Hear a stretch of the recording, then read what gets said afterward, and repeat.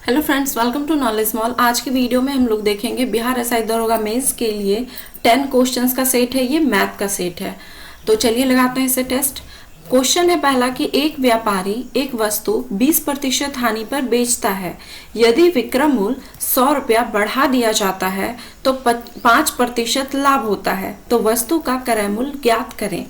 अब इसे कैसे बनाएंगे?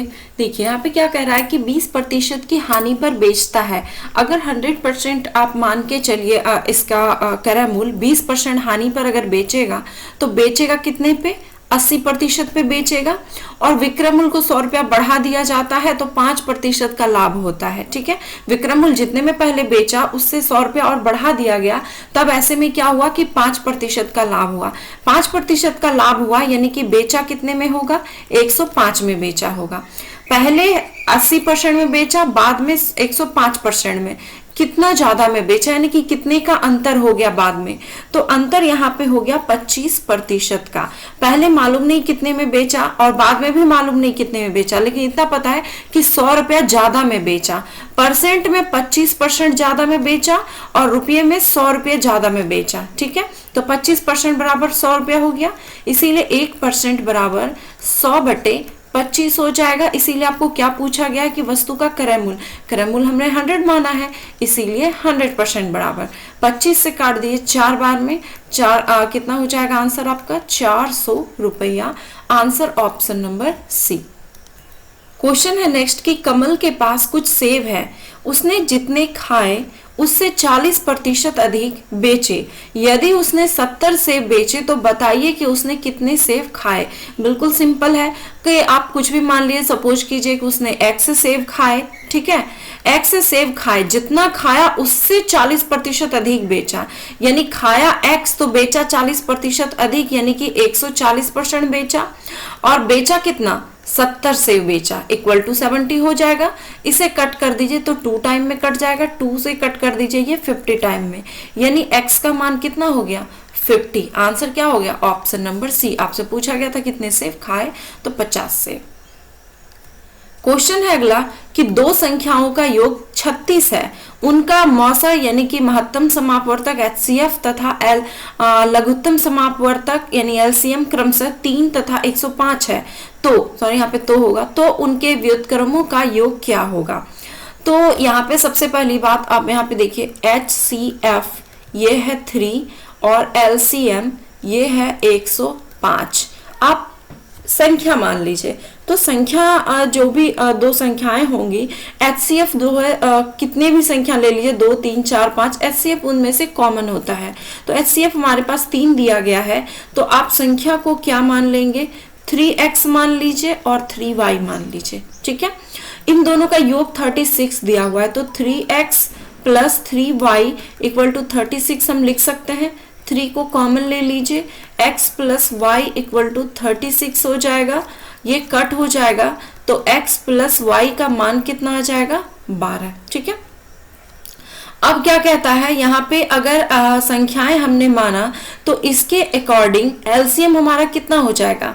एलसीएम हो जाएगा 3xy और एलसीएम कितना दिया हुआ है? 105। ये कट हो जाएगा तो xy का मान कितना हो जाएगा? 35 हो जाएगा। अब x y का मान पता चल गया और x प्लस वाई का मान, कहा क्या गया? उनके व्युत्क्रम का योग। व्युत्क्रम मीन्स उल्टा, 3x है ना संख्या, तो इसका व्युत्क्रम 1/3x प्लस 1/3y। इसे सॉल्व कीजिए, यहाँ पे एलसीएम लीजिएगा तो 3xy हो जाएगा। इसे सॉल्व करेंगे तो यहाँ पे y और यहाँ पे x हो जाएगा। ठीक है, अब x प्लस वाई का मान यहाँ पे कितना दिया गया है? 12 और बटे 3 इंटू एक्स वाई का मान कितना है? 35। इसे कट कर दीजिए 4 टाइम में, आंसर हो जाएगा 4/35। आंसर हो जाएगा इसका ऑप्शन नंबर सी। क्वेश्चन है कि कितने समय में 8% की वार्षिक दर से साधारण ब्याज मूलधन का 2/5 होगा। ठीक है, तो यहाँ पे देखिए क्या कहा, साधारण ब्याज जो है मूलधन का 2/5। SI के बारे में कहा गया कि मूलधन का ये 2/5। ठीक है, तो SI और प्रिंसिपल का रेशियो निकाल लीजिए तो कितना निकल जाएगा? यहाँ पे 2:5। ओके, अब यहाँ पे पूछा गया है समय, तो समय इक्वल टू क्या हो जाएगा, SI multiply 100 by P into R. SI का मान 2 है इंटू 100 हो जाएगा, P का मान 5 इंटू आर का मान दिया गया है 8। ठीक है, अब इसे कट कर दीजिए 5 से, तो इतना कट जाएगा, ये 2 से कट कर दीजिए इसे 4 टाइम में, 4 से कट कर दीजिए 5 टाइम में, यानी कि कितना आंसर हो जाएगा, 5 वर्ष, ऑप्शन नंबर सी। क्वेश्चन है अगला कि अर्धवार्षिक रूप से संयोजित 10,000 रुपये का 4% वार्षिक दर से 2 वर्ष का चक्रवृद्धि ब्याज क्या होगा।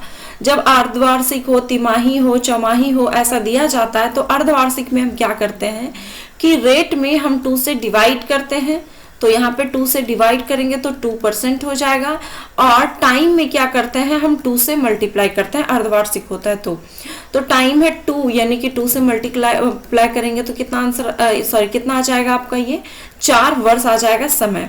तो जब चक्रवृद्धि ब्याज में 2 वर्ष 3 वर्ष के लिए तो हम लोग टेबल से बना लेते हैं, लेकिन 4 वर्ष के लिए आपको बाय फॉर्मूला ही बनाना होगा। तो CI आपको निकालना है चक्रवृद्धि ब्याज, तो CI इक्वल टू होता है P into 1 plus R by 100 पे पावर हो जाएगा T और माइनस P, ये हो गया फॉर्मूला। अब इस पे रख के आपको सॉल्व कर देना है।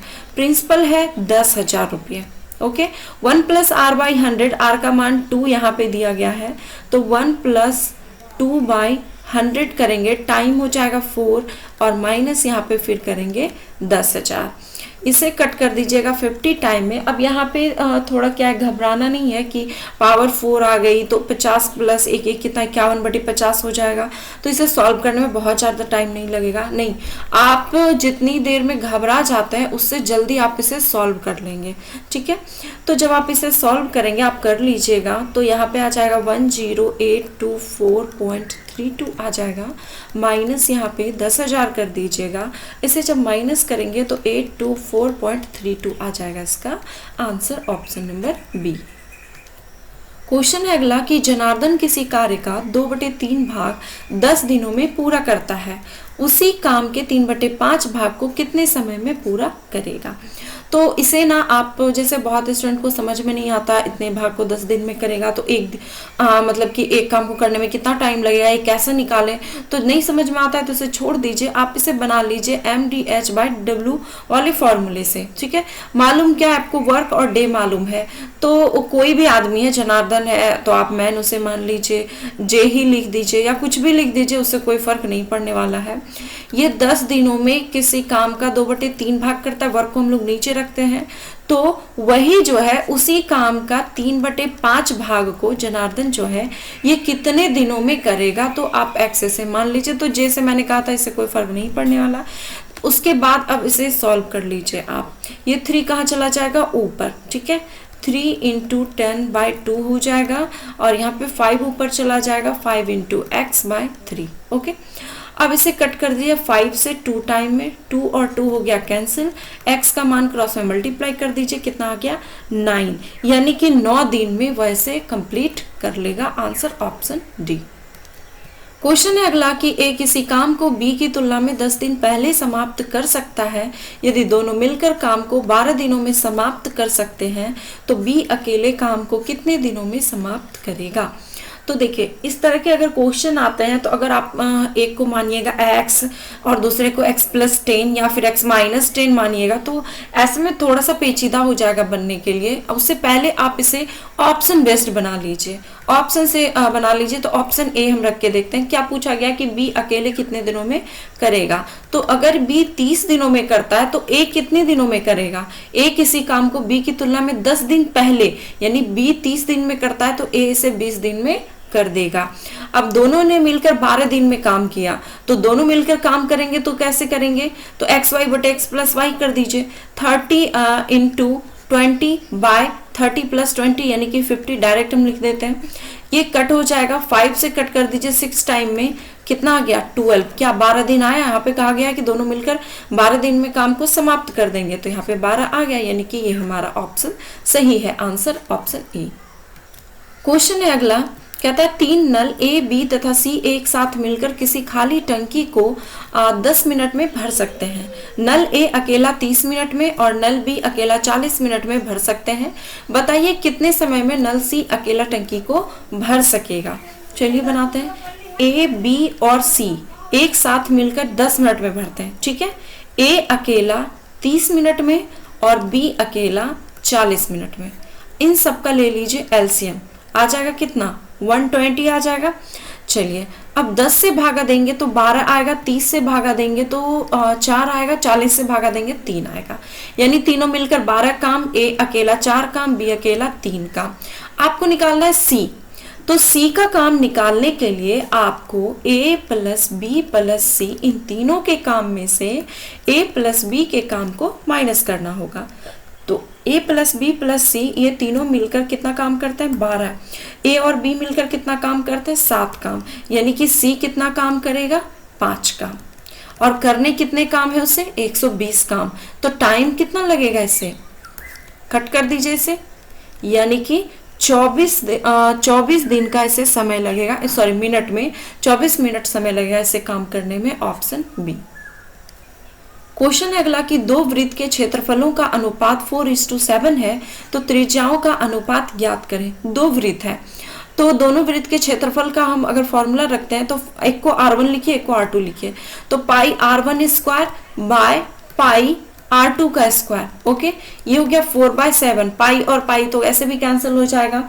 अब R1 bye R2 equal to दोनों का अगर स्क्वायर इस साइड जाएगा तो क्या हो जाएगा, रूट हो जाएगा, ठीक है। अब R1 bye R2 equal to ये निकल जाएगा 4 का रूट कितना हो जाएगा, 2, और इसका तो निकलेगा नहीं तो √7, यानी कि 2:√7 हो जाएगा इसका आंसर। Option A. क्वेश्चन है अगला कि 9 क्रमागत विषम संख्या का औसत 53 है, तो सबसे छोटी विषम संख्या ज्ञात करें। तो एक तो औसत निकालने का आप ऐसे भी फॉर्मूला जो होता है नॉर्मली सा कि अगर विषम संख्या सम संख्या हो तो अगर इसमें मानना होगा कि पहली संख्या x, तो दूसरी संख्या x+2, फिर तीसरी संख्या x+4, चौथी संख्या x+6, इस तरह से आपको मानना होगा। तो इसमें थोड़ा सा टाइम लिखने में ही आपको काफी टाइम लग जाएगा। इसे सिंपल वे में बनाइए। एवरेज होता है बीच की संख्या, 53 हो गया ना। 9 संख्याएं यानी 4 संख्याएं इधर और 4 संख्याएं इधर। तो आप इसके पहले की संख्या आप चाहे तो लिखते जा सकते हैं। तो 53 है ना, 53 के पहले वाली संख्या क्या हो जाएगी, 51। 51 के पहले वाली संख्या क्या हो जाएगी, 49। 49 के पहले 47, 47 के पहले 45। अब स्टॉप हो जाना है। क्या होगा, 4 संख्या इधर, 4 संख्या 4 4 8 और बाकी के बीच वाली संख्या 9। तो सबसे छोटी संख्या के लिए आपको इधर ही बैक होना होगा। सबसे बड़ी संख्या पूछी जाती तो इधर की सबसे अंतिम संख्या को हम लोग लेते। तो इसका आंसर क्या हो जाएगा, सबसे छोटी संख्या 45 हो जाएगा इसका आंसर। ऑप्शन हो जाएगा डी। तो ये थे मैथ के लिए 10 क्वेश्चंस का सेट था। आई होप कि इसमें भी अगर आपने बनाया होगा तो 10 में 10 तो बना ही दिया होगा। अगर नहीं भी बना है तो कोई बात नहीं, धीरे धीरे मैथ भी आपकी काफ़ी अच्छी हो जाएगी। तो अगर वीडियो पसंद आए तो please like, comment and share करना ना भूलें।